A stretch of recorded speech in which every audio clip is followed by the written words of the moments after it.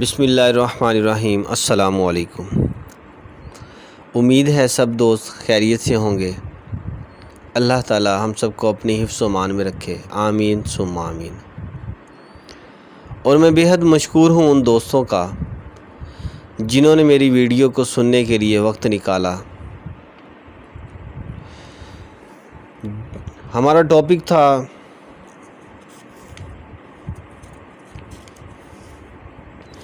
شوہر کے ساتھ زندگی بسر کرنے کا طریقہ۔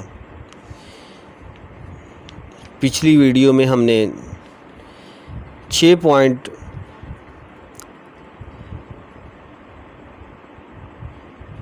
پر بات کی تھی۔ آج انشاءاللہ ہم 7ویں پوائنٹ سے شروع کریں گے۔ میری تو کوشش تھی کہ اپنا صرف 2 حصوں میں ہی ویڈیو کو مکمل کروں، لیکن جو ہمارے یوٹیوبر ہیں، یوٹیوب کا جو ہمارا عملہ ہے وہ زیادہ ابھی میرے ویورز کم ہونے کی وجہ سے زیادہ لمبی ویڈیو بنانے کی اجازت نہیں دیتے۔ زیادہ سے زیادہ 10 سے 12 منٹ کی ویڈیو بنانے کی اجازت دیتے ہیں۔ اس لیے انہوں نے میری پچھلی ویڈیو کو ڈیلیٹ کر دیا تھا، جس کی وجہ سے دوبارہ میں نے ایڈیٹنگ کر کے پھر 6 پوائنٹ پر میں نے ویڈیو بنائی تھی۔ آج ہم 7ویں پوائنٹ سے شروع کریں گے۔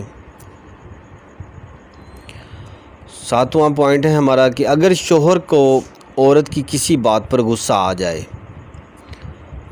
اگر شوہر کو عورت کی کسی بات پر غصہ آ جائے تو عورت کو لازم ہے کہ اس وقت خاموش ہو جائے اور اس وقت ہرگز کوئی ایسی بات نہ بولے جس سے شوہر کا غصہ اور زیادہ بڑھ جائے۔ اور اگر عورت کی طرف سے کوئی قصور ہو جائے اور شوہر غصے میں بھر کر عورت کو برا بھلا کہہ دے اور ناراض ہو جائے تو عورت کو چاہیے کہ خود روٹھ کر اور گال پھلا کر نہ بیٹھ جائے، بلکہ عورت کو لازم ہے کہ فوراً ہی عاجزی اور خوشامد کر کے شوہر سے معافی مانگے اور ہاتھ جوڑ کر پاؤں پکڑ کر اس طرح وہ مانے اسے منا لے۔ اگر عورت کا کوئی قصور نہ ہو بلکہ شوہر ہی کا قصور ہو، جب بھی عورت کو تن من کر منہ بگاڑ کر بیٹھ نہیں رہنا چاہیے، بلکہ شوہر کے سامنے عاجزی اور انکساری ظاہر کر کے شوہر کو خوش کر لینا چاہیے، کیونکہ شوہر کا حق بہت بڑا ہے، اس کا مرتبہ بہت بلند ہے۔ اپنے شوہر سے معافی تلافی کرنے میں عورت کی کوئی ذلت نہیں، بلکہ یہ عورت کے لیے عزت اور فخر کی بات ہے کہ وہ معافی مانگ کر اپنے شوہر کو راضی کر لے۔ نمبر 8، عورت کو چاہیے وہ اپنے شوہر سے اس کی آمدنی اور خرچ کا حساب نہ لیا کرے، کیونکہ شوہروں کے خرچ پر عورتوں کے روک ٹوک لگانے سے عموماً شوہر کو چڑ پیدا ہو جاتی ہے اور شوہروں پر غیرت سوار ہو جاتی ہے کہ میری بیوی مجھ پر حکومت جتاتی ہے اور میری آمدنی خرچ کا مجھ سے حساب طلب کرتی ہے۔ اس چڑ کا انجام یہ ہوتا ہے کہ رفتہ رفتہ میاں بیوی کے دلوں میں اختلاف پیدا ہو جایا کرتا ہے۔ اسی طرح عورت کو چاہیے کہ اپنے شوہر کے کہیں آنے جانے پر روک ٹوک نہ کرے، نہ شوہر کے چال چلن پر شبہ اور بدگمانی کرے کہ اس سے میاں بیوی کے تعلقات میں فساد و خرابی پیدا ہو جاتی ہے اور خواہ مخواہ شوہر کے دل میں نفرت پیدا ہو جاتی ہے۔ پوائنٹ نمبر 9، جب تک ساس اور سسر زندہ ہیں، عورت کے لیے ضروری ہے کہ ان دونوں کی بھی تابع داری اور خدمت گزاری کرتی رہے اور جہاں تک ممکن ہو سکے ان دونوں کو راضی اور خوش رکھے، ورنہ یاد رکھو کہ شوہر ان دونوں کا بیٹا ہے۔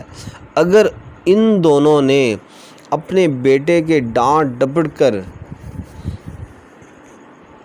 چانپ چڑھا دی تو یقیناً شوہر عورت سے ناراض ہو جائے گا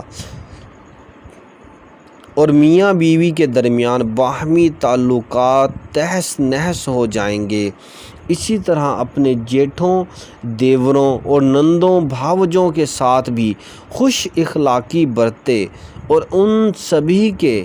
دل جوئی میں لگے رہے اور کبھی ہرگز ان میں سے کسی کو ناراض نہ کرے،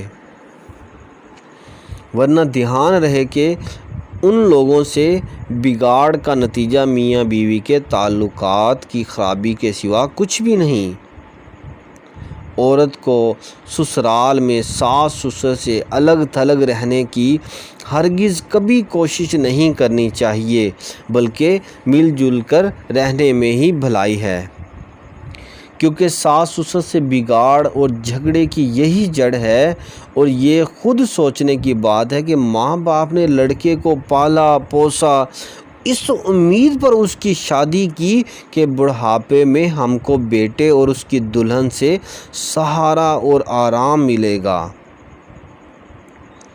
لیکن دلہن نے گھر میں قدم رکھتے ہی اس بات کی کوشش شروع کر دی کہ بیٹا اپنے ماں باپ سے الگ تھلگ ہو جائے، تو تم خود ہی سوچو کہ دلہن کی اس حرکت سے ماں باپ کو کس قدر غصہ آئے گا اور کتنی جھنجھلاہٹ پیدا ہوگی۔ اس لیے گھر میں طرح طرح کی بدگمانیاں اور قسم قسم کے فتنہ اور فساد شروع ہو جاتے ہیں، یہاں تک کہ میاں بیوی کے دلوں میں پھوٹ پیدا ہو جاتی ہے اور جھگڑے تکرار کی نوبت آ جاتی ہے، اور پھر پورے گھر والوں کی زندگی تلخ اور تعلقات درہم برہم ہو جاتے ہیں۔ لہٰذا بہتری اسی میں ہے کہ ساس اور سسر کی زندگی بھر ہرگز کبھی عورت کو الگ رہنے کا خیال بھی نہیں کرنا چاہیے۔ ہاں، اگر ساس اور سسر خود ہی اپنی خوشی سے بیٹے کو اپنے سے الگ کر دیں تو پھر الگ رہنے میں کوئی حرج نہیں، لیکن اگر رہنے کی صورت میں بھی الفت اور محبت اور میل جول رکھنا انتہائی ضروری ہے، تاکہ ہر مشکل میں پورے کنبے کو ایک دوسرے کی امداد کا سہارا ملتا رہے اور اتفاق و اتحاد کے ساتھ پورے کنبے کی زندگی جنت کا نمونہ بنی رہے۔ پوائنٹ نمبر 10، عورت کو اگر سسرال میں کوئی تکلیف ہو یا کوئی بات ناگوار گزرے تو عورت کو لازم ہے کہ ہرگز میکے میں آ کر چگلی نہ کھائے، کیونکہ سسرال کی چھوٹی چھوٹی سی باتوں کی شکایت میکے میں آ کر ماں باپ سے کرنی یہ بہت خراب اور بری بات ہے۔ سسرال والوں کو عورت کی اس حرکت سے بے حد تکلیف پہنچتی ہے، یہاں تک کہ دونوں گھروں میں بگاڑ اور لڑائی جھگڑے شروع ہو جاتے ہیں، جس کا انجام یہ ہوتا ہے کہ عورت شوہر کی نظروں میں بھی قابل نفرت ہو جاتی ہے اور پھر میاں بیوی کی زندگی لڑائی جھگڑوں سے جہنم کا نمونہ بن جاتی ہے۔ نمبر 11، عورت کو چاہیے کہ جہاں تک ہو سکے اپنے بدن اور کپڑوں کی صفائی ستھرائی کا خیال رکھے،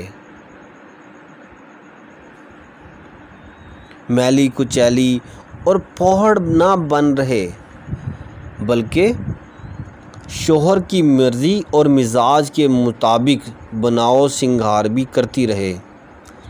کم سے کم ہاتھ پاؤں میں مہندی، کنگھی، چوڑی، سرمے، کاجل وغیرہ کا اہتمام کرتی رہے، بال بکھرے اور میلے کچیلے چڑیل بنی نہ پھرے کہ عورت کا پھوہڑ پن عام طور پر شوہر کی نفرت کا باعث ہوا کرتا ہے۔ خدا نہ کرے کہ شوہر عورت کے پھوہڑ پن کی وجہ سے منتفر ہو جائے اور دوسری عورتوں کی طرف تاک جھانک شروع کر دے، تو پھر عورت کی زندگی تباہ و برباد ہو جائے گی اور پھر اس کو عمر بھر رونے دھونے سر پیٹنے کے سوا کوئی چارہ کار نہیں رہے گا۔ نمبر 12، عورت کے لیے یہ بات بھی خاص طور پر قابل لحاظ ہے کہ جب تک شوہر اور ساس سسر وغیرہ نہ کھا پی لے خود نہ کھائے، بلکہ سب کو کھلا پلا کر خود سے سب سے آخر میں کھائے۔ عورت کی اس ادا سے شوہر اور اس کے سب گھر والوں کے دل میں عورت کی قدر و منزلت اور محبت بڑھ جائے گی۔ جی دوستو، کیسی لگی آپ کو میری یہ باتیں؟ اگر اچھی لگے تو ضرور شیئر کیجیے گا اپنے دوستوں کے ساتھ،